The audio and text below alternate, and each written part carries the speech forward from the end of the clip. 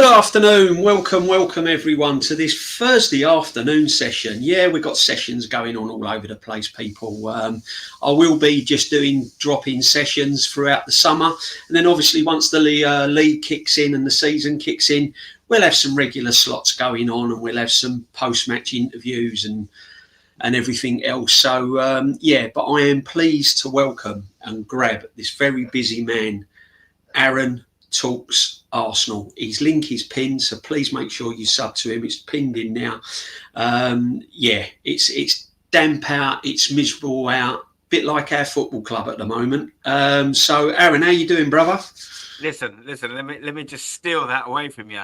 I am grateful, honoured, and it's my absolute pleasure to sit to the right hand side of this absolute geezer right over here, my man DJB, who since meeting him, you know, in the last few months, it's been an absolute honour to be able to have chinwags about football, have a little chat about cooking recently. We've been talking off camera a lot about cooking. He's given me some good old tips. He's an absolute legend, and it's my absolute pleasure to be here and have a little chin with my geezer. That is DJB. No, that's it. And whenever we're together, man, it's always a happy place, isn't it? You know, we drop some one-liners every now and again, and we will talk about some recipes at the end of the show, no doubt. Talk a little bit. But Rashid's in there. Look, my man Rashid, always a pleasure. Make sure you sub to Rashid, the Arsenal Revolution as well, guy. Another real one. Bless my bro. And Luca's in the chat as well. We got them all here this afternoon, which is, you know, I didn't know. I mean, I got a cheeky afternoon off because of circumstances at work. And I thought, well, I'll share it with you guys. And my legend, ARRON, there he is. Yeah, mate. And ARRON, I'm going to get straight into it, mate, because there's lots to talk about. What I'm going to get into is this here, my friend. It's been circulating this morning. I only picked up on it a couple of hours ago because I've obviously been busy, and then because I'm old, I have to put my eyes on as well. But this is a young potential.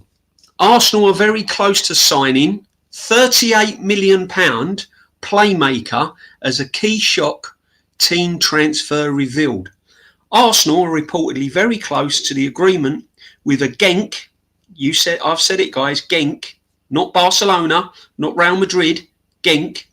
Just no disrespects to Genk, obviously. Sign Konstantinos Kariakis for around 38 million as a key to his shock transfer has been revealed. Reports have claimed that the Gunners are set for a big summer as new signing director Andre Berta works to bring in several players. Yeah, we've all this before.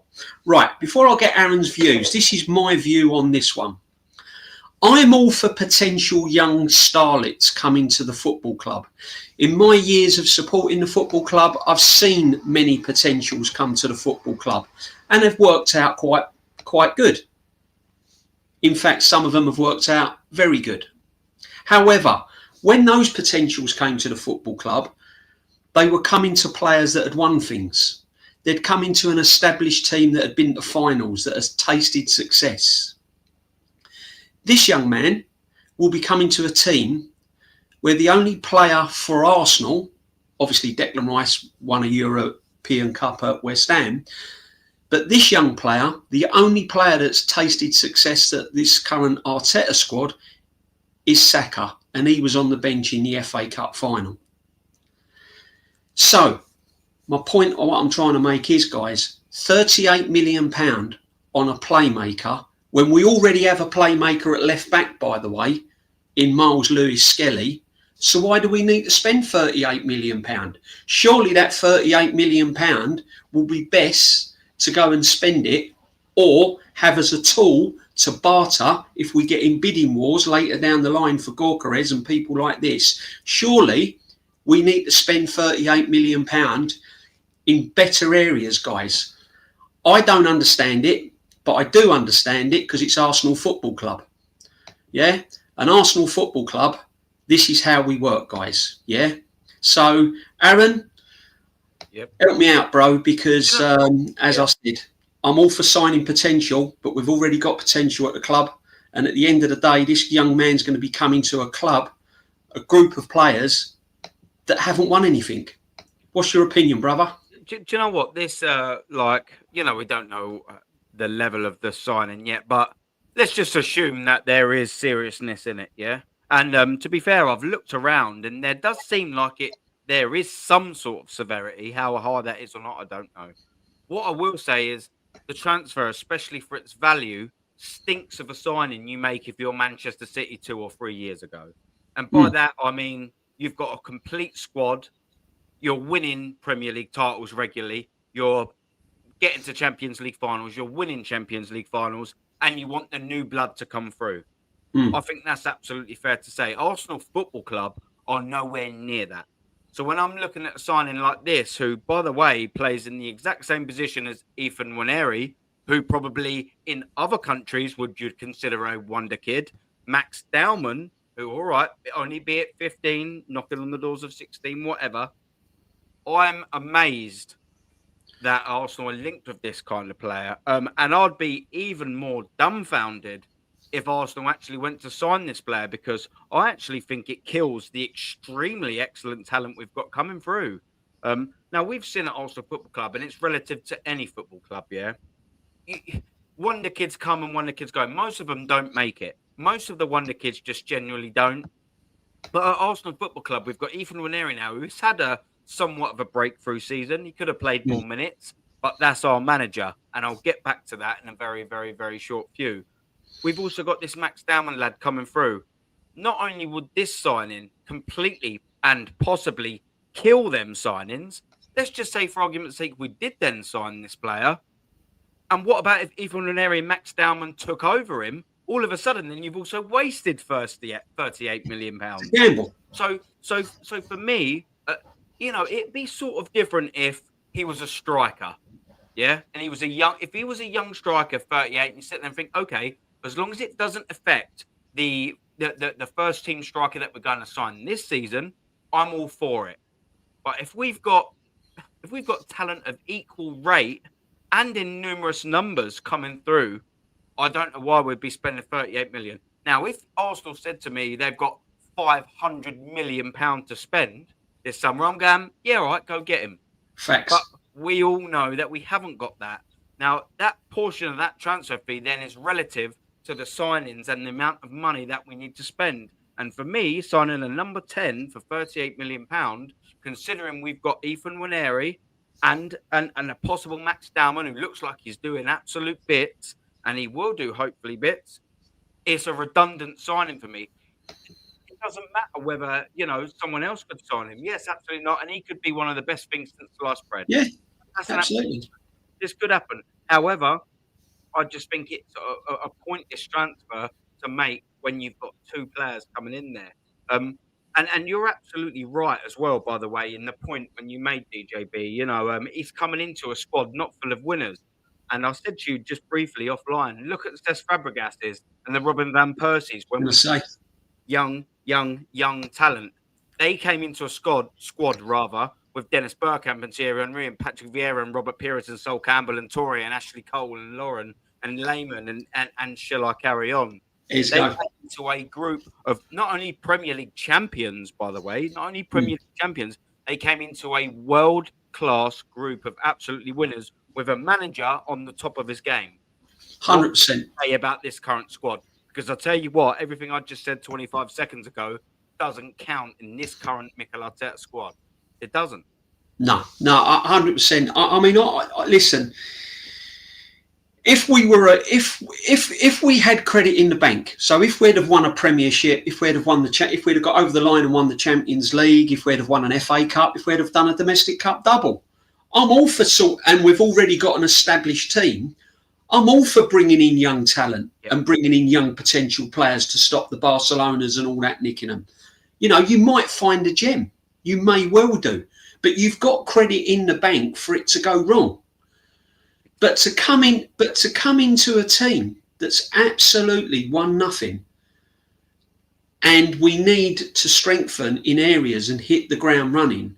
to me, that's like just going down to the local bookies and spending £38 million on a horse. You know what I mean? You don't know if it's going to come in. If it comes in, happy days. If it doesn't, that's a big money. That's a big chunk of money to waste. You know, and when you got players that are currently going up for grabs on the market, that £38 million can be used as a bartering tool elsewhere, surely.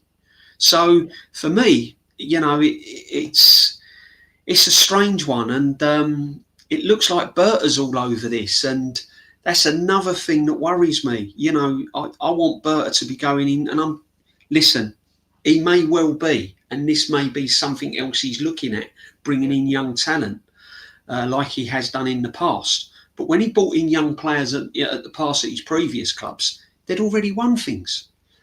I want Berta to get into the nitty gritty. I mean, what we saying, bro? You know what I mean? I want him to actually start pulling the strings on big signings, not messing around with youngsters. No disrespect to the young kids, you know? Yeah. Listen, mate. Look, we've known for some months now that Berta is going to be our new signing. We've had Edu on gardening leave, this, that, or the other. And I've said this plenty of times, and it remains relevant. So I'll say it now and plenty more times. I'm fairly sure. Berta was doing exactly the same job at Atletico Madrid. Yeah, exactly the same job. He has got his own compiled list of players that he likes, and they are vast. He's not just come, okay, I'm moving to Arsenal now, so all of the work that I've done at 10, 12 years there, that's that. We'll just leave to them. He's got his own players. He knows the players that he's looking at. Maybe even last year, you're telling me that he's just sort of chopped and changed this whole thing. He knows what he's doing, Andre Berta. He's got signings in every single position. He's 100%. Got signings across multiple leagues, by the way, and he's seen that, and we have seen that in his time, obviously, at Atletico Madrid. Now, he's started his job now. He's started his job. I don't know when his contract officially starts, but it definitely has officially started. Whether that's the 1st of June, whether it's the 1st of May, I don't know. But he is officially now our head of football. He's our director, yeah? He's our 100. Boy. I expect you to start working now. You're not a, you know what I mean? You're not a young lad on work experience. You're not, you know what I mean? You're not an intern. You're not this and all that. You don't need to gauge the club for 6 months. I want you to start working now. Now. And if that means that Arteta is making the signings that you don't like, tough. Cut them. I don't care whether he's trying to be making them signings for 2 years. If he's not your signings, cut him. Because exactly has been looking at. Look at all the strikers that he signed over his career. It is an endless list of wins. An endless list of wins just in the striking department. By the way, there's no coincidence that is the striking department that we are lacking in. Severely lacking in. We have neglected the striker department so bad over the last 3.5 years. He's let the likes of the Pep, whether right or wrong, whether anyone agrees with it, whether it's right or wrong, he's let Aubameyang go, Lacazette go, and Nicolas Pepe go with no replacement. Now, someone say, "Oh yeah, well, you know, Mark Lilly was coming through." It doesn't matter. Mark Lilly. Some people say Jesus, but he signed Jesus. Yeah, exactly. And someone said in my chat yesterday, he's like, "Oh yeah, but you've had Gabriel Jesus, how can you discount him? He had 4 months, and that was 3 years ago." That was 3 years ago. Man. That was 3 years ago that he's had that. Facts. This strike force is being neglected. This front three has been horrendously neglected. And if gauging on a CV, there is a man to change it, it's going to be Berta. And I want you to do it now. If Sesko ain't your man, if Sesko is not your man, don't get him. Because why? What happens? Let's just talk about this then. Mikel Arteta and their works, they've had it going for 2 years or 1 year, and this their man. And Berta's just going to let that happen, assuming he is, yeah? Assuming he is. Okay, so now we've got Sesko in. We're going to be spending maybe not the reported 100 million, but it's definitely going to be in the 70s, 80s. That's big money. Whether anyone likes to admit it or not, the Neymars and the Mbappes from PSG don't ring relevant anymore because that was a long time ago. Markets have changed. 80 million for a striker is a lot of money, especially for Arsenal Football Club. 100%. I stand fair enough with that one. So we make this Sesko signing, who's, by the way, the last 3 seasons, 3 years ago, 16 goals in the Austrian league. Then he goes to the German league, scores 14 goals. So the German league's too much of a step for you. And then he scores 13 goals this season. So we've not only got a striker that gets worse when the league gets harder, but he's also regressing. Yeah. And we're willing to pay that. But why are we willing to pay for that? Because one, I hear that, he's a younger striker, so it retains his value. I don't care about what his value is. I care about how much goals he scores. And he scores 43 goals in his last 3 seasons. And Victor Gyökeres has scored 63. I was born in that year, 89. Yeah, 89 and 63 in his last season. And what a year, by the way. What a year, by the way. Yeah. That's league goals. 100%, mate. So I'm sitting here and thinking to myself, okay, so Mikel Arteta wants a guy that scores, absolutely less than half of the league goals because he retains value and he's younger and you've won him more. What's the point in you then? We're signing Zubimendi. What's the point in you then? What other transfers has Mikel Arteta wanted this summer that you wanted? Why not just sign you in 2026? Now, none of them are through the door yet, so we don't actually know this, but I'm looking at the business that we're doing and I'm looking at the business that everyone else are doing, and it don't fill me with happiness. It doesn't fill me with confidence. It doesn't fill me with anything. Because no matter what, and Igao and all of them idiots, they'll come out and they'll say things like this. Well, you've sworn on my show. That's a swear word on my show now. Sorry, mate. Sorry, mate. Go on, mate. But I understand where you're coming from. Carry on, mate. We'll do better. So we're looking at him blooming Igao.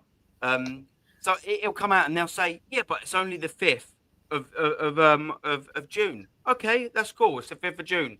But the market is not dictated by the date of the window or how long's left. It's dictated by what your rivals do. Exactly. And let me tell you what the rivals are doing by now, just quickly. Sorry, because I'm going on the rant. No. Like Manchester United, who are swimming down in 14. Yeah, there was a comment. Big up Hanlon. He said Man United will get Victor Gyökeres, and I still maintain that. I still think they will. Could you imagine? That they got him? That's what I'm saying. Our rivals are doing this. Look at Manchester City. How have they done to react and to finish in trophyless since the first season Pep Guardiola arrived in 16-17? By the way, they finished trophyless then, and they've finished trophyless now. Or what are they going to do? Ryan Cherky, Reinders, and they've also spent 170 million in the winter window. What are they doing? They're acting like a real team. Also, they're signing Nori to sort out their left back so they can squeeze more players in that centre back. So that fills out a lot of their defence. What about Liverpool? They're having a party over there. Kirkes, they're sorting out. Do you know what I mean? Yeah. They're sorting. That sums it up, doesn't it, brother? Yeah. Yeah, or you put that on me halfway mid-flow, you naughty so-and-so. You've lost my flow now. Go on, my man. But the point is, you know what I mean? You look at Liverpool and they're signing the best in business. And I've said this to you before. The Vert signing reminds me of Ozil going to Madrid. It's a big boy signing. All of our rivals, ladies and gentlemen, if we're going to be a top 3 team, and we're looking only exclusively, by the way, at Manchester City and Liverpool, they are all making big boy signings. What are we doing? Move now. You got this is what I'm saying. Do you know what, right, Aaron? There's another question I'm going to put to you, right? Yeah. And I'll try and use an analogy. I'll try and use a way of thinking. When you prepare to get married or engaged or a birthday party of some significance, a 60th, a 30th, a 40th, you prepare in advance and you get your date, don't you? Yeah? That date comes up, bang, you're all there at the party or the wedding or wherever you're going. What I can't understand with the Zubimendi deal is that we had him, apparently, according to all the channels and everything else, it's a done deal. Zubimendi's coming to Arsenal. Last week, apparently, he was having a medical, yet the brother was walking up and down the beach, right? But apparently he was having a medical at Arsenal. Now, if it was a done deal weeks ago, months ago, why then, when the window opened, it's not been announced? He's not there with the shirt. He's not there at the table signing. If it's all done, Why then isn't it announced? So what I'm trying to make is when you book a wedding, you book it, you get all the background stuff done, and when the date comes, bang, you're at the wedding. Yeah. Why then has Zubimendi supposedly done deal, all on the table? Yeah, he's coming, 3-year deal, 5-year deal. Everyone was gassed up. The transfer window opens, the date is here, and he's walking along the beach, gassing up Real Madrid. What is going on, mate? What's going on, brother? Yeah, man. Yeah, that's it. Like, well, that's what I mean. It's a done deal. Why not just saying, why could he not just say something like, yeah, I've got a big deal to announce imminent, but, play it coy, but I'm not going to tell you just yet, and just leave it cheeky and coy, and just leave the people on the string. We'd all know what he means, but he's just being a cheeky so-and-so. But instead, he's just gone, yeah, man, do you know what? Xabi Alonso, always liked him, always loved him. Yeah, why would you say that if you've committed to a football club? Yeah. I don't know. I don't know. Look, we might all be wrong, and there might just be, it might have been snippets taken out of context. But we never really will truly know. But I mean, either way, it doesn't sound good, does it? No, not at all. You know why it doesn't sound good? Because it's come from the horse's mouth. It isn't a reporter saying that he's done that. It came from him. So do you know what I mean? It hits a little bit harder in terms of truth and the severity, rather, and how you take it, because it's a weird came one. out of his mouth. Absolutely. And it's just like, why not just say about Arteta or something like that? Maybe he wasn't asked about Arteta, which is a fair enough sort of comeback with that. But either way, why are you waxing lyrical about that in Real Madrid and not just tying up the deal or exactly Arsenal fans, because he will have known what he'd done to Liverpool fans last year, by the way. Yeah. And he'll also know that Arsenal fans are many Arsenal fans are waiting for him to confirm the deal or something like that. So what he's also done, let's just say for argument's sake, it is all tied up and done. What he's done in that interview is just sort of alienate some of the Arsenal fans, really. I think. Well, that's me, mate. I mean, listen, he ain't my choice of player I want at the football club. I think we need someone more creative. Yeah. Not a 17-year-old, by the way. But I think we need someone more creative. But this is what I can't understand. It's true what Adam Turk says. If Subi deal was done, it should have been announced June the 1st. My words exactly. If it's a done deal and all the groundwork's been done and everything, when a club's won no trophy and you want to give the fans a lift, when you've just seen Spurs lift something down the road, on June the 1st, we should have been announcing this signing. Yeah. Man United was in talks with Cunha. June the 1st, bang, he signed. We've got a player who's been with us for 6 months, apparently, medicals last week, etc. June the 1st comes and we're still stalling on it. You know what I mean? It's just crazy, my friend. But let me ask you about this, right? Because this is another thing, and I rate this player, right? I really rate this player. When he came to Arsenal, when I watched the Arsenal and West Ham game, this guy run the show, right? This guy run the show. He held the ball up under Moyes. Most West Ham fans will agree when the club was settled and he was under Moyes, he was one of their best players. Obviously, when Lopetegui came in and then Potter, 2 managers in a short amount of time, some players can't adapt to that. So he lost a little bit of form, he lost a bit of interest. But I think this guy, when you're talking about spending 38 million on a young potential, use that money to go and try and get someone like this, because this guy would be ideal. I don't know about you, Aaron. It bang for Arsenal, definitely. That's a fact. Would he bang under Mikel Arteta? Because I mean, he's one of them players that naturally want to go from right mid to sort of playing at 10 as well. Likes the freedom. Yeah, he likes to go from that. Like, instead of like Saka, who's more of, or used to be a bit more of a touchline winger that can cut inside. He always Kudus wants to play on the right hand side, but he always wants to play in that 10 as well. Yeah. And I just think that freedom, you said it, you took the words, that freedom under Mikel Arteta just would not be allowed. No. He'd be told to do one particular job, and that's that. Plus as well, let's not forget, you'd get all the fans that are crying. Not any of us, not me and you, not any of you to my right in this world-class chat. They'd all be crying their little eyes out. Oh, what about Saka? What about Saka? Exactly. This is it. They're protecting, aren't they? What about Star Boy? We can't drop him. We can't drop him. And rightly so, if Saka's balling out. But listen, players play better when they know they've got competition. You know, when if you had a player like this at training and you see the stuff, this big up Rashid. I mean, do I and Kudos. Yeah, exactly, my friend. But Chelsea are sniffing for him. And this is what I'm trying to say. Chelsea, with all, you know, their money and everything else and what they can offer in the Champions League next season. That'd be a great signing for Chelsea. I've just literally been with this for the guys over at Never a Foul. That'd be a great signing for him because they could move Cole Palmer over to that Cam and then move him over there. And then all of a sudden, Chelsea get that little bit better. But this is a fantastic signing for someone in the Premier League. Oh, 100%. 100%.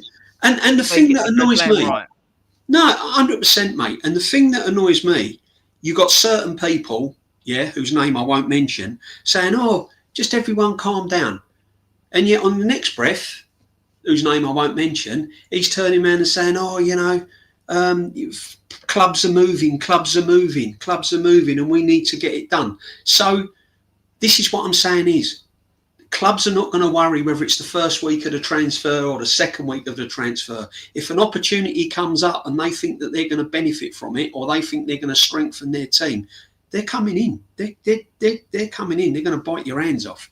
I don't understand why all these players are being, let go. I can't understand why we're not into Kudos. I think it'd be an absolute brilliant signing for Arsenal. Yeah. And then that brings me on to this one, my friend. Oh, yeah, nicely. Here we go. Now, I've had mixed reactions about this. Now, I'm gonna throw something at you in the chat. If Semenyo was at Liverpool, if Semenyo was at Man United and one of the big clubs, we'd all be gassing this up, wouldn't we? But the fact that he's at Bournemouth, people go, nah, Semenyo, Bournemouth, not really. Have a look at the guy's stats. Have a look how he was playing. You've watched Match of the Day. You've seen Bournemouth play. You've seen Bournemouth play live on Sky. This guy is always in the frame. He's assisting. He's scoring goals. He's making runs. He's powerful. He gets good shots off. He's dangerous, man. I mean, why wouldn't you look at this guy? And apparently, you wouldn't be breaking the bank. What's your opinion on this guy, mate? Well, look, listen. He's right-sided, isn't he? Semenyo. I mean, I wouldn't mind a little bit of Semenyo. Absolutely. He's one of the targets that I feel like we should be looking at. He's not my first choice, to be fair. No. I'm not saying he's my first. But what I'm saying is, if you're thinking of building a squad, and a squad that you can bring players off the bench rather than, the butler boy, no disrespects, and we're bringing on defenders and taking off midfield players, and we're bringing on centre halves, playing them as left backs and taking off, strikers and playing midfield players as number 9. Surely he's the sort of player you'd want on your bench to warming up, wouldn't you? Absolutely dependent on, and it's annoying, because people will now say, "Oh, it's not your money," but we also have to act when we're going to comment on things like this. We also act within the realm of reality, and by that I mean, how much is this signing going to cost? Reference to how much we've got and how desperately we need to back up Saka. And so, yes, to answer you binary is, I would absolutely 100% have a right winger like Semenyo. If it's going to cost an arm and a leg, I'd rather spend that on a left winger where we actually, do you see what I mean? It's a tricky one because, you will get, like I said, you will get the people that come back, well, it ain't your money. Well, Arsenal ain't also going to spend 750 million this window, are they? No. We also have to, when we're going to talk about signings and things like this, we also have to act within the reality of the likelihood of what we're going to spend. And I believe it's probably not going to be any more than 200 million. So now when I'm looking at Arsenal Football Club and I'm thinking, Semenyo, would I have him? I mean, absolutely, 150% to battle with Bukayo Saka. Looking at Wemo, looks like he's Manchester United bound. Yeah. And Yeah, what this absolutely. guy says, Semenyo can give Saka a rest he needs. There's a rotation. There's a rotation. That for me would have been Olise last season. Oh, mate. That would have been like. Elise, I can't understand it. I can't understand so it. many problems. And I can't understand why people are not flying in for Eze. I can't understand why this club's not in for Eze. I really don't get that at all. Why on earth? He's got a release clause that is gettable, and also to the value of what he is. He's left Arsenal as a youngster. We all know that. He went to QPR, I think, didn't he? Yeah. Why is he not already here? No, why is he not already here? I'll tell you what, because this club believe in the Mikel Marinos. That's who they believe in, because they've outlaid 35 million quid on that knobhead. Now we've just got so much crap in that midfield. Do you remember when we was on Potsy's 2 nights ago, and Igal come on and he was like, "We've only got 4 midfielders," and then he put the club page up and everything like that, and you're just like, well, you kind of haven't really. No, we haven't got. Two, 3 players coming back from and all of this and all that, but all of them are crap. Bar Thomas Partey and Declan Rice, they're all crap. We've got a plethora of crap. That's why we're not signing that, because we can't get rid of any of them. Wharton, I know you like him, D. Yeah, I think he's a quality player. Quality player. I listen. I'm banging on it, and I know I'm like peeing a lot of people off, but I don't care. I think as how important is a striker at Arsenal, a creative midfield player, is he also important? But because we've got Odegaard, D. Because I was just going to say, you've just led me right into this, right? Because at the end of the day, if you was to think about it, really think about our starting 11, and let's say we've signed a striker, whoever that might be, right? Whoever that might be. By the way, guys, the striker, whoever that might be, let's have a look. Let's see if we can. Let's see. Here we go. Right. While we're waiting for a striker, right? Here we all are. There's the fan base there, all in it, you know. Yeah. There's Aubameyang, Lacazette, and Pepe. There's Aubameyang. There's Lacazette. There they all are. There they all are, guys, in all its glory. There's that's what we're doing at the moment, guys, and that will still be like that in July. Trust me. But anyway, I'll remove that because that's tickled old Aaron, that one. But anyway, what I was going to say, if you think about it, the only creative midfield player we have got to supply a striker is Martin Odegaard, right? Now, I don't rate him highly. Yeah, exactly, mate. Cover your face in shame. I don't rate him highly. I think he's a good player. Yeah, some people say he's absolutely dog crap. I disagree. I think he's a good player. Again, I think under a decent manager, he would rise. He would be even better. But I think signing a creative midfield player is just as important as signing a striker at this football club. And someone like Wharton or someone like that, Eze, need to put pressure on this captain. Because at the moment, this captain can swanny around. He can do what he likes. He can play how he likes. And he's got no worries of being dropped. He knows he's going to get the shirt every week. We've all played football. You know that player in the dressing room on a Sunday or a Saturday afternoon. You know he's stinking the place out, but you know he's the manager's pet and he's going to get a game every week. Do you know what? That's exactly what Odegaard is. Do you know what as well? Is they've all hit that sort of age as well, like you know, like the Sackers and the Martinellis, like 3 years ago, yeah, when they had their best, their best seasons under Mikel Arteta. What they all have in common? They were younger. They were like 21s, 22s. They still had that fight to prove. They still had that little bit to prove, do you know what I mean, to everyone like that. Now they're 24, 25, and they're like, well, we're established Arsenal players now. You lose that drive. When you're younger and you're trying to prove yourself, it doesn't matter what anyone says to me here. You have a drive to go and prove yourself. 100%. Once you're now established, you lose the drive to prove yourself for the vast majority of the time. because you're there where you want to be. Mm. Now I'm not questioning all of them, but the next drive would be then, where's the drive to be the absolute best? And I would question that, and especially in Martinelli, and especially in Odegaard, that drive ain't there. That drive ain't there. Why? It's definitely there's no drive to get financially there because they're on 180 and 240k respectively. So there's no financial drive for them to do better because they're absolutely exceeding threefold what they're actually worth financially in terms of weekly wages. That's just an absolute fact. Martin Odegaard is not worth 240k a week. He's probably worth 140. Martinelli is probably worth 100k a week, not 180k a week. So what have they got to fight for? They're not being tested competitively in terms of squad. Who's Odegaard's backup? Fabio Vieira that went on loan this year. Who's Martinelli's? Trossard that he doesn't play properly. Trossard came in and balled, then Arteta killed him within a month. So yeah, we've just got a squad that was full of potential that now have found your potential wages that are not producing the potential. It's frustrating. It is frustrating. It's facts. Yeah, and our friend Dr. Seymour, look, he's in the house. Big up every time. The doc man.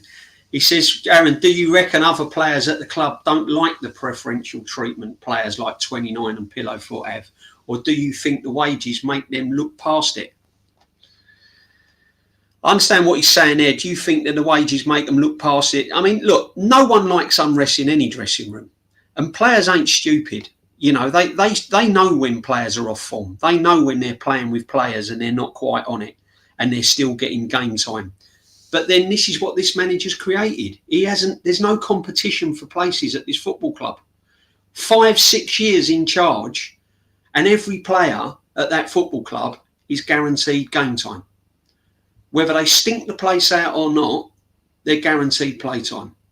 Yeah. And it's ridiculous because we should be in a position now, after the money that's been spent, the length of time the manager's been at the football club, we should be in a position now where in key, I'm not saying every single position because that's millions of pounds, but in key areas like your number 10, like your striker, like your wingers, your central midfield players, there should be competition in in them key positions.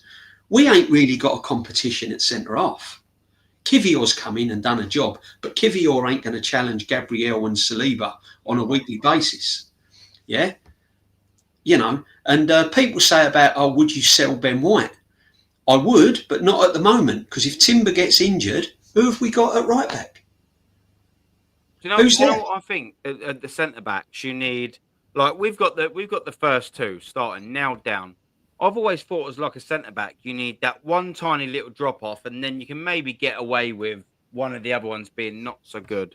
And by that I mean, like, imagine Arsenal signed Aguehi, from Crystal Palace. All of a sudden, then having Kivior knocking around, or say you put Calafiori as the left-sided centre back, that all of a sudden then ain't too bad in that department because you think, well, he is actually a sound centre back. You know, he can come in and probably either cover the either ones. And then if Calafiori wanted to come in, even though we've not seen much of him at left-sided centre-back, he's actually significantly better there than where Arteta plays him. Shock, out of position. Shock. Do you know what I mean? Like what we're doing here. 100%. Like I wouldn't mind seeing that. And do you know what, Guay, someone like that is available for, if I'm mispronouncing his name, I do apologise. It's available for like 20-25 million. We've needed to replace not replace Bill Saliba, but have a right-sided centre-back since Bill Saliba's injury that cost us the league 3 seasons ago. Why have we not signed a right-sided centre-back? I'll quickly tell you, because Ben White is versatile. He can play right-back and he can play right-sided centre-back. But flip it. What happens then when your versatile geezer gets injured? You haven't got a cover for a right-back and you ain't got a cover for a right-sided centre-back, not rocket science. Absolute facts. No, it's facts, man. It is worrying, and you know, I get criticised for calling it a bit of a circus. It may not be an absolute circus, but it's getting like that, isn't it? It's getting merry-go-rounds, and when you got dogs like Win the Dog and You know, you got. I mean, they've put out another load of summer merch today. They're banging the merch out. Oh, they can't really? bang signings out. Oh, apparently so. Look at that. Yeah, if you can get some of that, I think there's a new top coming out that would suit a lot of our. I see shopping new. Oh, come on, summer shop essentials. Oh, summer shop. There you go. Summer shop okay. essentials chat. Summer shop essentials. Now, and it's funny how they can bang that out, but they can't bang the Zubimendi signing out. Apparently, that it was a done deal months ago, and I said all along, nothing's happening. It's the same old, same old. So yeah, we are in a bit of a circus, guys. I don't care what you say. But I mean, we're getting onto the striker situation now. Yeah. People say, oh yeah, I think we'll get Sesko. It's just a matter of time. Aaron, can I? I can't honestly say I'm 100% confident we will get any of them. I don't know about you, right? I know we're linked with Sesko, and I know he's going after this one, and he wants Sesko, and he wanted him last season, and he wanted him last week, and he wanted him the week before, and everything else, right? I know that. I get that. But surely there'd be more kind of movement now. Surely there'd be more offers. But even these players are quiet, because normally, like when players are linked, they sort of get and interview players, don't they? And they sort of get cameras on them and track them down and ask them questions. There's been none of that. So I honestly think it's still up in the air. I'm not 100% confident, like a lot of Arsenal fans, that we'll actually get any of them. How are you feeling, bro? Let me tell you this for a fact. If Arsenal don't sign a striker come 2nd or the 1st of September, I will be selling the vast majority of my season ticket games. I can promise you that. That's a vote of no confidence for me, because I don't believe I should be spending 1,500 quid of my hard-earned money, spending thousands of pounds over the course of that season, hundreds and hundreds of hours on that. That is that would be a failure on multiple levels, because that would take it into 4 seasons without signing a striker. I would be absolutely absent from the Emirates should that happen. I'm sorry. That would probably be as bad as it gets for me. And that also then sort of brings it back to that get your business done early. Now, why aren't Arsenal getting the business done early? If they wanted Gyökeres, whether they believe that it's high price or not, he's got a release clause. Go get it done. We all pretty much know that you could probably get your Seskos, although I don't particularly want him, probably for 70 or 80 million. You've been tracking these geezers or that geezer Sesko for a long time. Why ain't it done now then? But do you know what pisses me off? This is the frustrating thing, yeah. So you'll come back and you'll get there last season, and everyone says to me, "Oh yeah, well he didn't." There was a gentleman's agreement that Sesko will come this season. So why didn't they sign him last season then and loan him back out to Leipzig like intelligent people would do? Exactly. Like big clubs do, like people that know what they're doing do. Yeah, and this is what you get. Gentleman's agreement in progress. Talks are imminent. All of these kind of, we get bombarded with like deal on the table, medicals, all the time. And it's just not fair on the fans, man. Whether you're Arteta in, Arteta out, at the end of the day, you're an Arsenal fan. Big up Cole, all day long, goal. All day long, my G. Big up Cole, proper. Martin Tapp, big up, lads. I've just seen on X from Journo that Arteta wants Sesko so he can still play Havertz. Yeah, that's, listen, if he signs Gyökeres, there's no room for Havertz in my book. There you go. Might as well sell him. But there you go. But when he's Zubimendi's medical, who knows, mate? He's with the Spanish squad at the moment. He's not even interested. He's gassing up Real Madrid's manager at the moment. Is there even a medical lined up? Of course, there's not. 100%. I mean, that's strong words, Aaron. I mean, you feel really strongly about your season ticket, my friend, if we don't sign a striker. Because if we don't sign a striker, we are back to square one, aren't we? We're back to rotating Marino and Havertz going into next season. Yeah, Can you imagine going into next season with that as your strike force. Well, do you know what I've already seen, by the way, on Twitter and every other the vulgar little Arsenal moron spheres that I mingle in. It will be like a new signing when Gabriel Jesus comes back in November. Is this the narrative now? Is it? Oh, okay. Like a new signing. Really? What about the last 4 times he's come back from an Arsenal long-term injury? Then was it like a new signing? Then we just didn't do anything on the field and then got injured again for another 6 months. Like a new signing. Go away. Like, this is the problem. By the time he gets fit, he'll have 18 months left on his deal.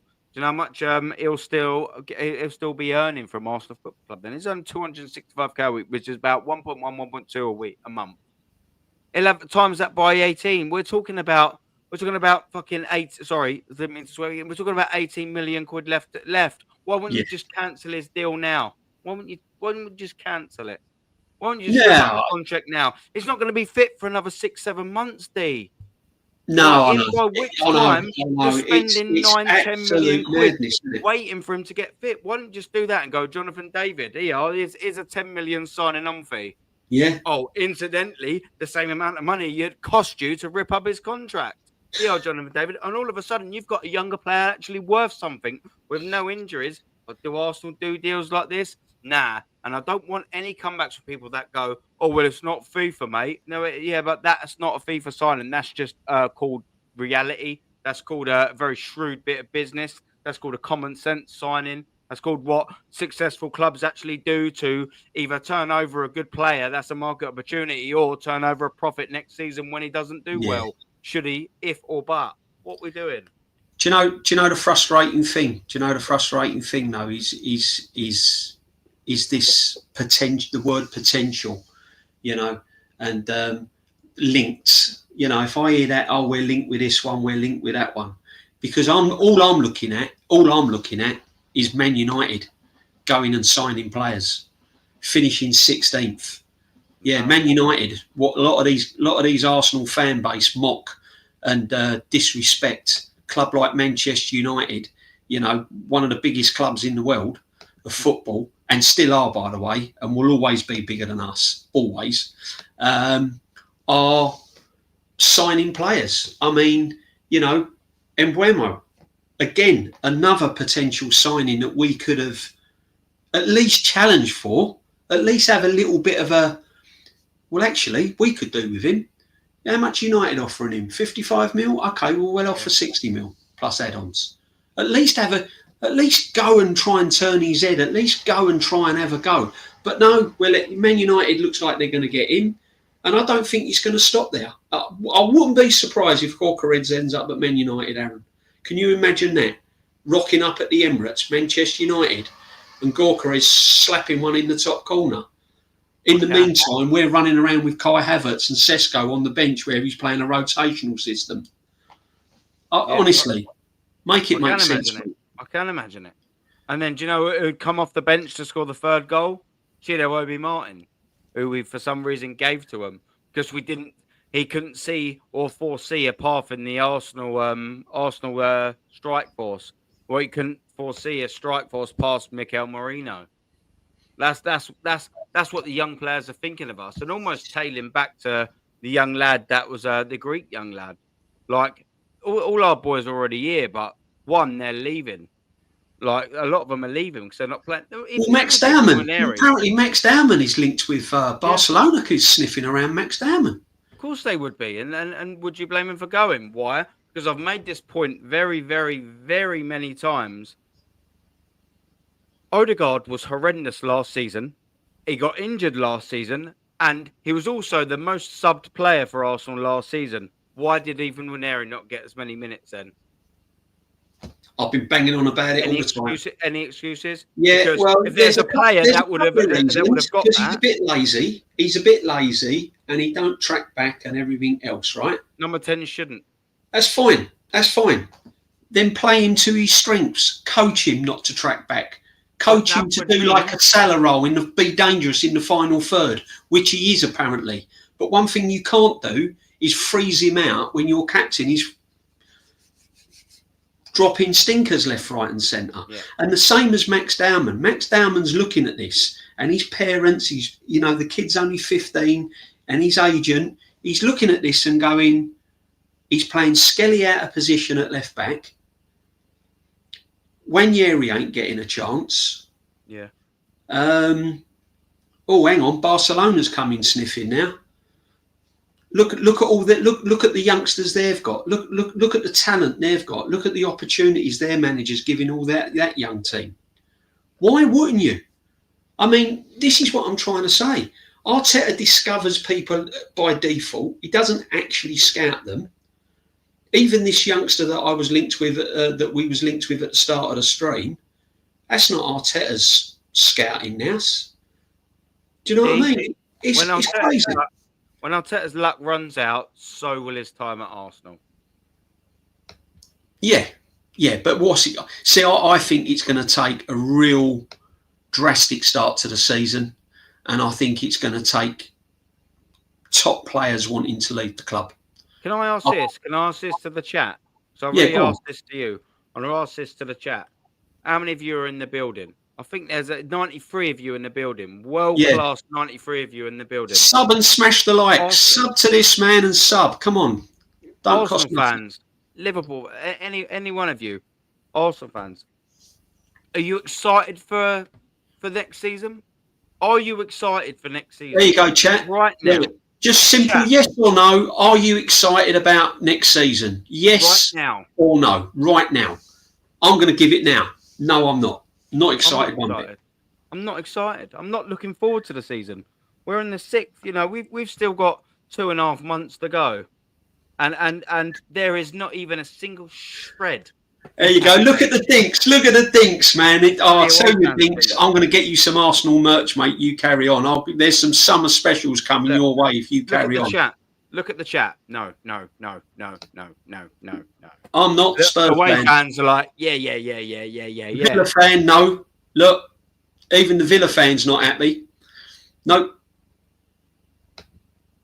There you go. And it's the same. Yeah, but I'm a Spurs fan. Listen. Well, just quickly, that Irvine I think you had up there, I went on his channel before. I'm fairly sure I'm sub to it. He does like a mini pool or snooker and things like that. It's quite cool. Nice. I love snooker. So I'm talking on his channel. Yeah. It's quite cool. Dead shot. Look at the Liverpool fans having a little troll up. Yeah, of course you're happy. Yeah, of course you're happy. You got players coming in. You got a manager that's got you over the line in the first season coming in. Liverpool fans are buzzing. But let me tell you something. The tide turns very, very quickly in football, my friends.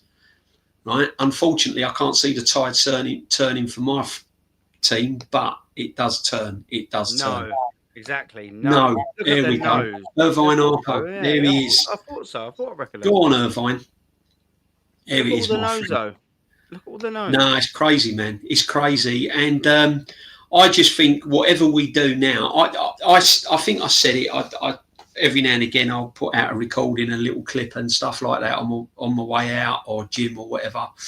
I think the next 2 or 3 weeks, people are saying, yeah, but the Club World Cup's going to put... See, this is what another thing I've heard, Aaron. Oh, the Club World Cup, the transfer window gets put on hold because of the Club World Cup. Even more reason to get the signings in early then, isn't it? Yeah. No. Like you think, I know they didn't work out just very quickly. I know they didn't work out.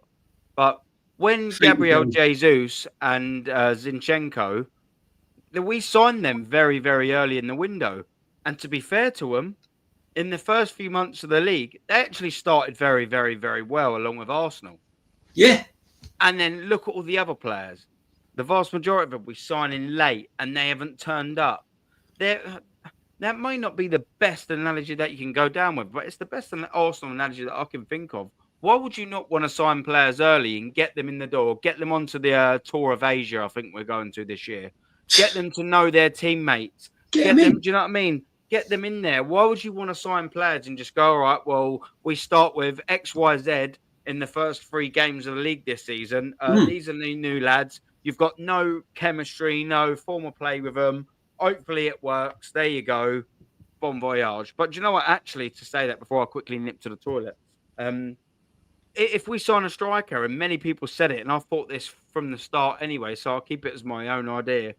I reckon no matter what signing we sign up top, I reckon Havertz will still start up top in the first 1 or 2 or 3 games of the Premier League, and that has been touted. I've thought it for a long time. It's just it's just been blown up, and other people are saying it. I bet you if we was to sign Sesko or Gyökeres, I bet you none of them would start in the first game of the season, because that's just Mikel Arteta, isn't it? You know what? I've said this all along, mate.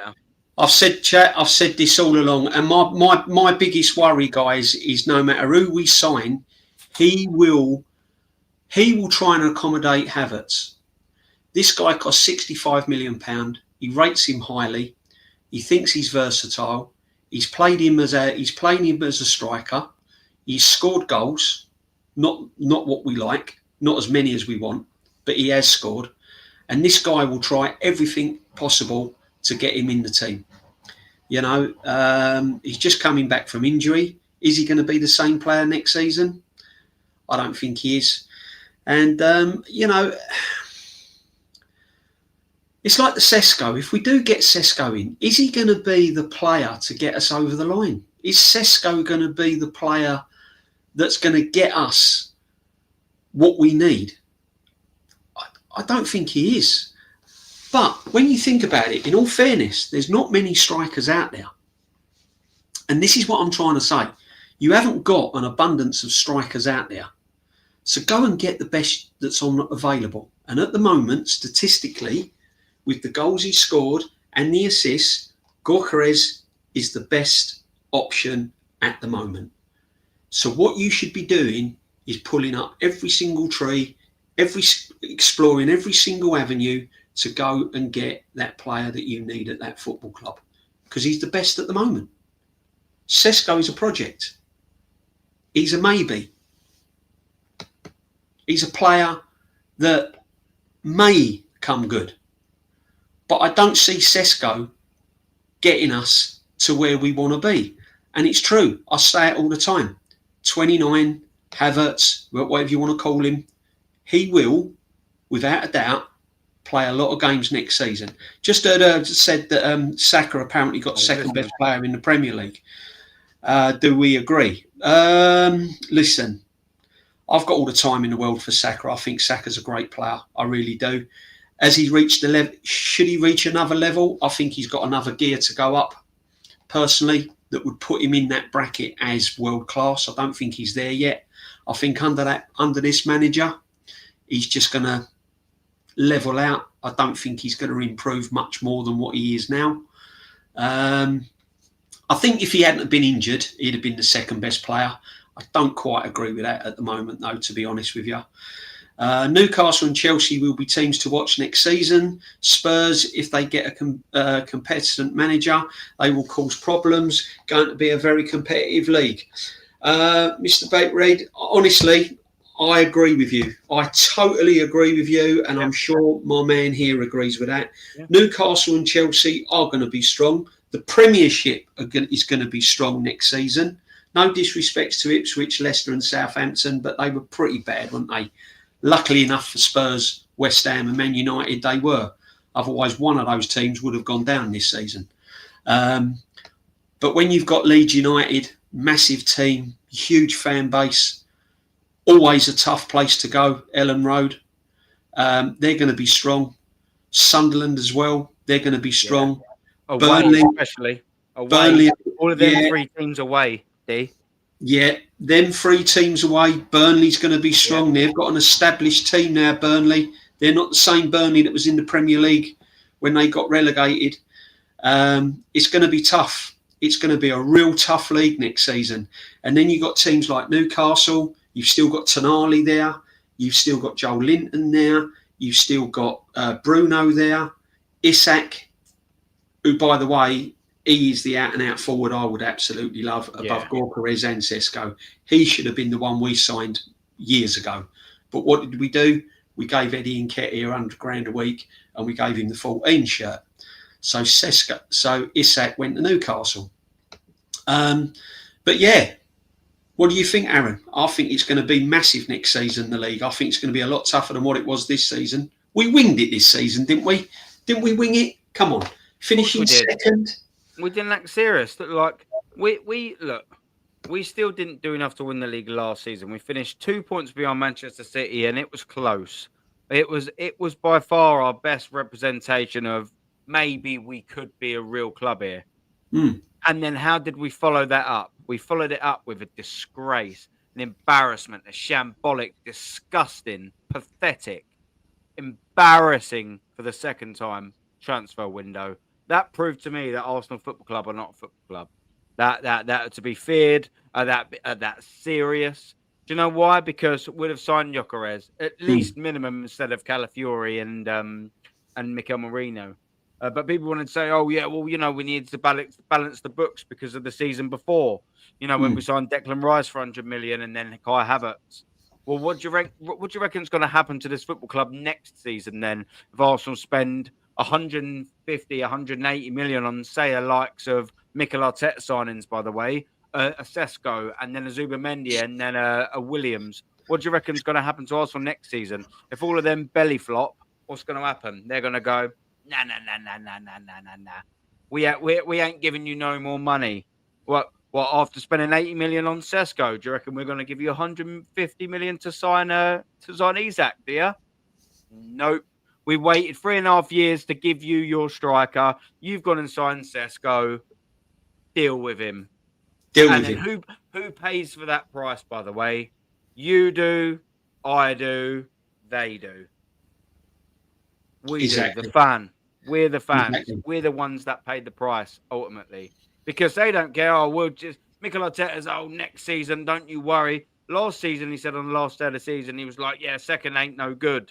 What did he say this season? Just give us more time. Just give us more time. Well, it's easy to say that when you're taking 15 million quid a season, though, isn't it? Very, very, very easy to say that.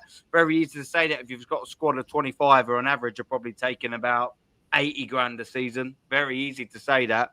Yeah. I'm on about 50k a year.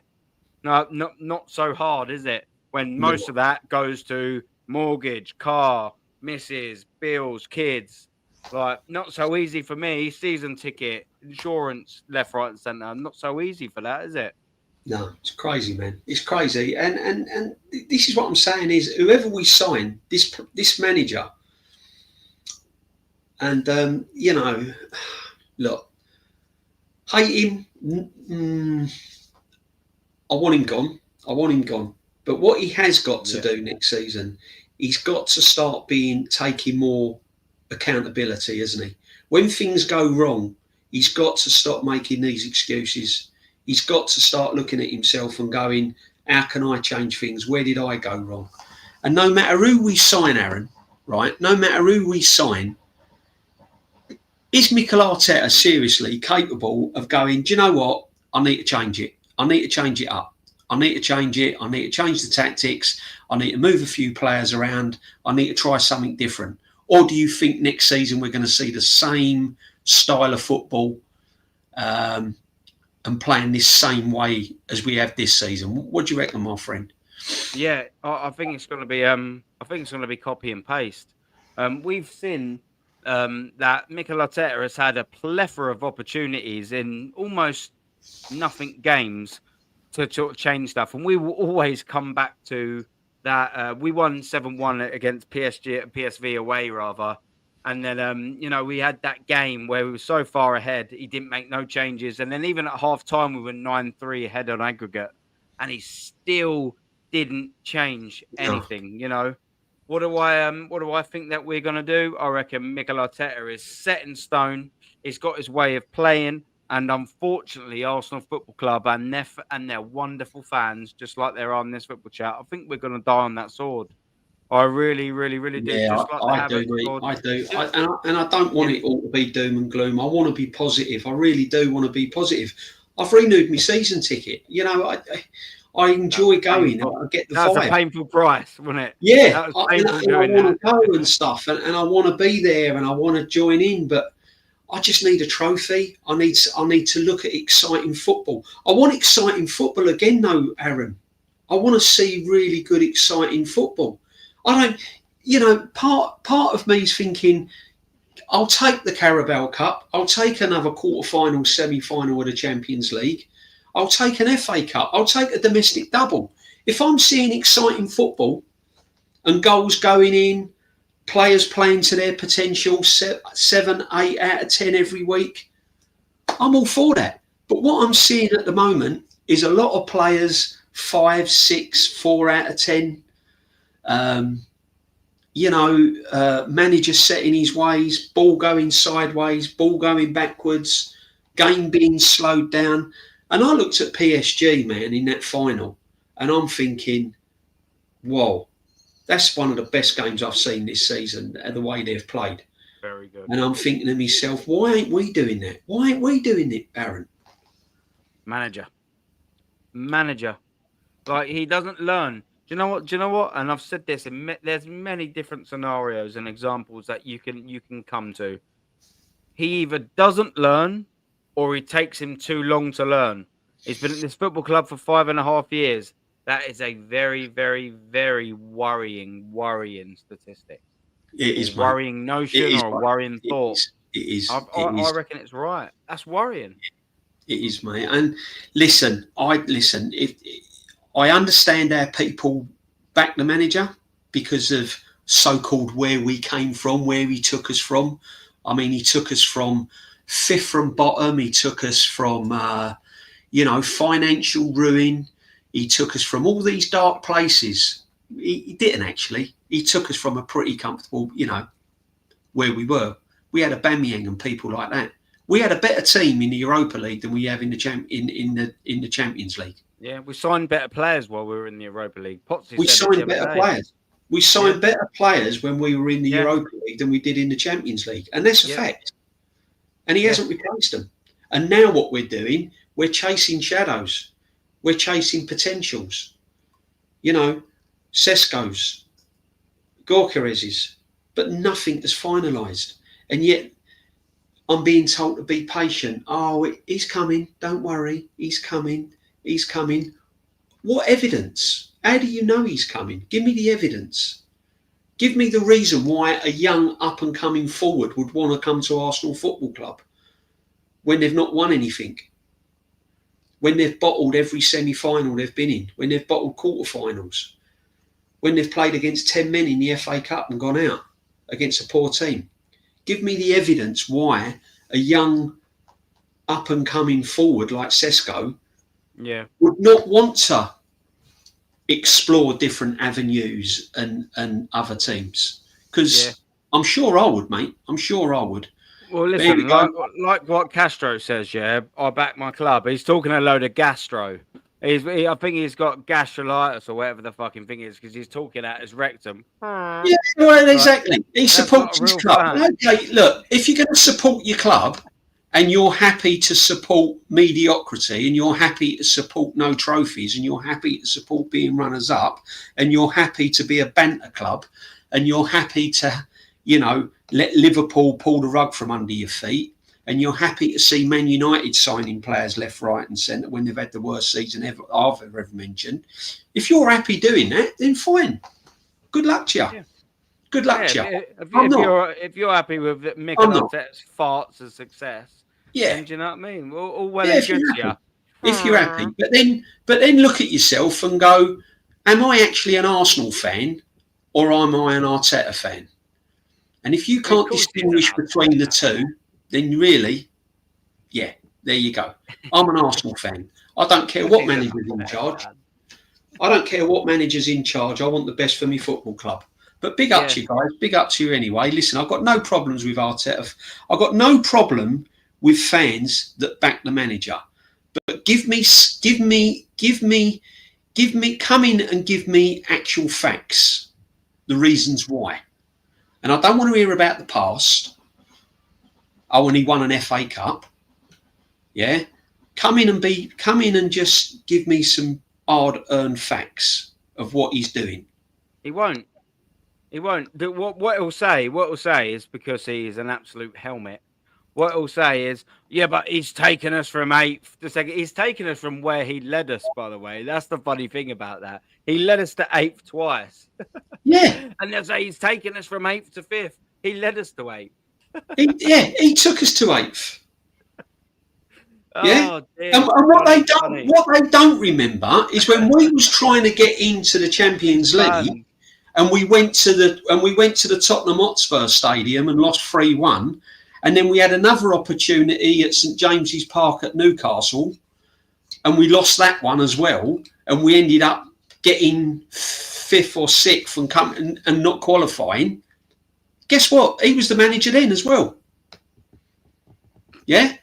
But he's taken us to the semi-final. I mean, I'm hearing people say, yeah, but you don't hear Brighton fans moaning. You don't hear Aston Villa fans moaning. You don't hear this one moaning. I'm telling you now, mate.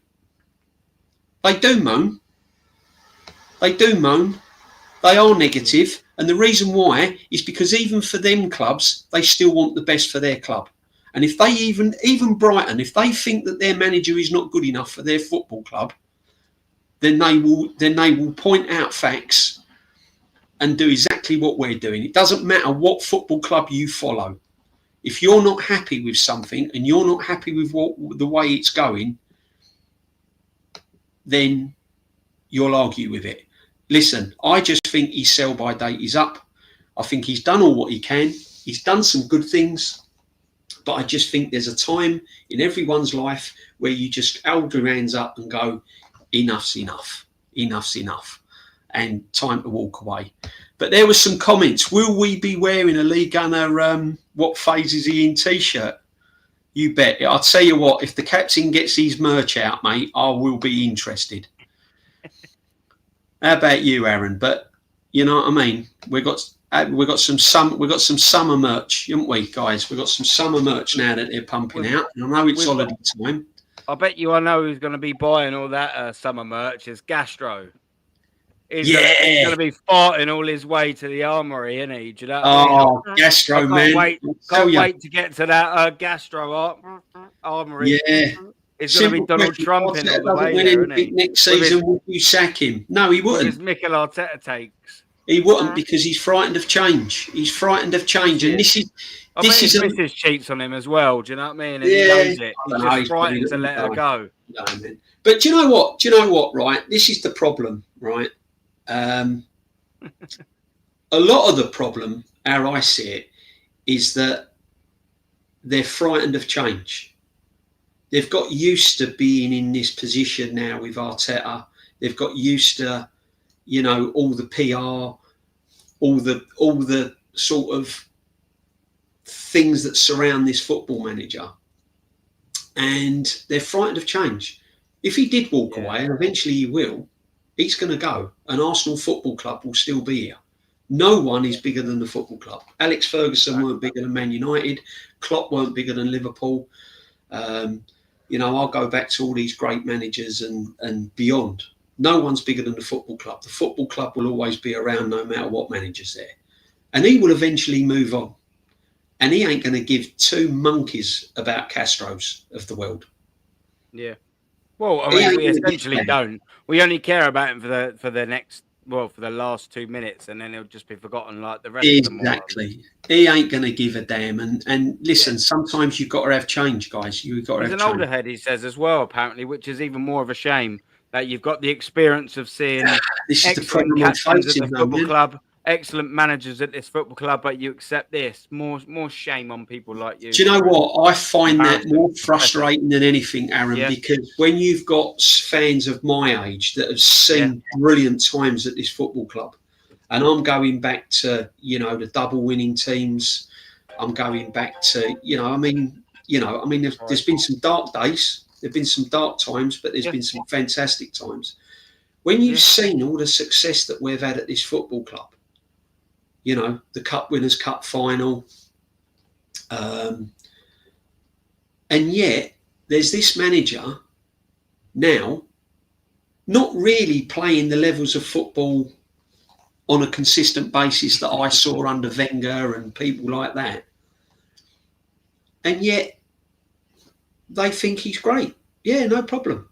I'm happy for him to stay another season. I'm happy to give him another 2 years. Yeah, I just don't. Someone has to convince me otherwise. The only way he's going to convince me, this manager now, is if he rocks up next season, plays wonderful football, wins a major trophy. Yeah. and does what it says on the tin. At the moment, can't do it. All I'm seeing is players regressing. I'm seeing a style of football that's not very entertaining. And I'm just seeing moments. Guys. That's all I'm seeing. I'm just seeing flash in the pans moments. That's it. You know. Would you rather go out, DJB, being competitive in the previous round of a cup competition than humiliated in the next round of a cup competition, if that next round wasn't a final? Good question. I mean, yeah, I'd much rather go out than be humiliated. I don't want to be humiliated, mate. I'm fed up of being humiliated. Yeah, and I'm going to take that with this season, because Arsenal are, whether anyone likes it or not, they're a quarter-final team. Now, people will combat that with going, yeah, but we got to 2 semi-finals. We got to 2 semi-finals which contained 4 individual legs, and we lost every single one of them. One of them was the Carabao Cup final where we lost 2-0 in both legs, 4-0, embarrassment, pathetic. And then the next one in the Champions League, we lost the whole tie after 3 minutes. Can I just say something, Aaron? You made a good point there, right? These semi-finals weren't one-off games, like back in the day. They were over. Yeah, we played 4 matches. We played 2 against PSG, 2 against Newcastle, and we lost every single one. And we lost every single one. It weren't a one-off. It's not as if we've taken it to extra time or penalties. And the annoying thing is, though, Aaron, we was out the tie after having a first leg at home. Newcastle at home, we was finished, gone. Both of them. PSG at home, gone, finished. And yet you've got people telling me that he knows what he's doing. He's had 4 opportunities in a semi-final this season alone. That's just this season alone, and he's fouled. That's without the previous seasons. Look at the Bayern Munich fiasco. It's crazy, man. It's absolutely crazy. But no, I mean, Aaron, I'm not going to keep you any longer, my friend, because I know you're busy this afternoon and you've got things to do, my friend. Yeah. I know you got a rest. I know you got your food to cook, and you've been having your beans on toast with your cheddar cheese, by the way. And I've told you, I've given you a few recipes, man, to try, haven't I? You have. The salmon there. That's going to be the next one. I've given you a nice salmon recipe to try. Honestly, get on it. You won't listen, chat. He's not just a man with a plethora of knowledge on Arsenal Football Club. He's also a fucking chef to the stars. Sorry for the swearing again. I can't. That's right, man. He's a chef to the stars, our DJB. He's got some good old ingredients. It's not. I'm not a chef in real life, but I just like dabbling in food. Yeah, I try and look after myself. You got to, mate. You got to look after yourself. Listen, when you're getting older, mate, you're supporting a team like Arsenal. If you don't look after yourself, I tell you, man, honestly. Don't let it ruin your summer, people, all right? Just don't let it ruin your summer, because it can easily ruin your summer. Because at the moment, this is us, guys, all right? Let's put it up again so everyone can see. There it is. There it is. All right? There's the Arsenal fans there. Look, there's Jez there, Kenny, me. Yeah. You got the Godfather, you got Kenny, you got me. We're all waiting. Lee's in there as well. Everyone's in there. All you Arsenal fans just waiting for a striker. That's just a striker, guys. Yeah? We can't even get Zubimendi announced, and we signed him 6 months, 3 months, 2 months ago. Done deal. Madness, isn't it? He must have a twin brother, mate, because he was having a medical last week, but he was putting out pictures that he was walking along the beach. You make it make sense, mate. I don't know. I can't make anything of it. But listen, guys, all I'm going to say is thank you for joining me this Thursday afternoon. I hope you've enjoyed it. Make sure you sub to this man, Aaron Talks Arsenal. He has been pinned in now. He has loads of stuff going on. This guy is an absolute legend. Make sure that you sub and smash the likes, because it will help us all out. It'll help me out, and I'll be much appreciated if you could do that. And just look out. My next session is going to be on Monday, 6 o'clock, with the legends that are Jez, Kenny Ken, and I've got Normski coming on as well on Monday. So look out for that. We're going to be talking all football and Arsenal, potentially what's going to happen next season. Yeah, so that'll be coming up Monday. Just keep an eye out. Aaron, what you got coming up, brother? I think I might be heading on Shane's a little bit later. For how long, I'm not 100% sure yet. Is that the Bruce Banana? Yeah. I might be on there for a little bit. Shane. Get on there for a little bit. Then tomorrow I'm going to do me morning thing. There it is. What time we got? 9:30. Tomorrow I'm going to be doing me morning thing, and then of course I've got about 8-9 o'clock ish there or thereabouts. Friday evening is the call-in show that we do every Friday evening, and it just gives everyone in the chat, people that are sort of know, do you know what I mean? It just gives everyone a great opportunity to jump on a channel as humble and small as mine and just have your say. There you go, guys. We're only small channels, man. We're just small channels at the moment, just putting out some stuff and, keeping it real, trying to keep it real, trying to just keep it real with a lid on it. We can all get angry and stuff, but listen, everyone's opinion is valid. And everyone's got a different opinion. You might not agree with us. You might agree with us. It doesn't matter. That's what it's all about. But if we can offer some entertainment, that's what it's all about. Don't forget, if you're going away on your summer holidays, be safe. And thank you for watching. And we will let me have a little look here. So I'm still watching. Yeah. I will bid you farewell, and we're gone, guys. Stay safe, be good, and tune in next time. Thank you. Make sure you sub and smash the likes.